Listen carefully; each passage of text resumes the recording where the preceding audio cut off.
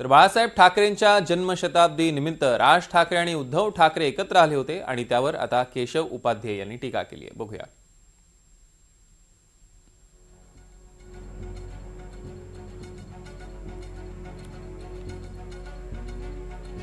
दरम्यान केशव उपाध्यांनी टीका केली. राजकारणात निष्ठा विकल्या जात आहेत म्हणूनच शिसारी येते असं राज ठाकरे म्हणतात. पण या आरशात त्यांनी आधी स्वतःला बघायला हवं होतं आणि तोच आरसा उद्धव ठाकरेंनाही दाखवायला हवा.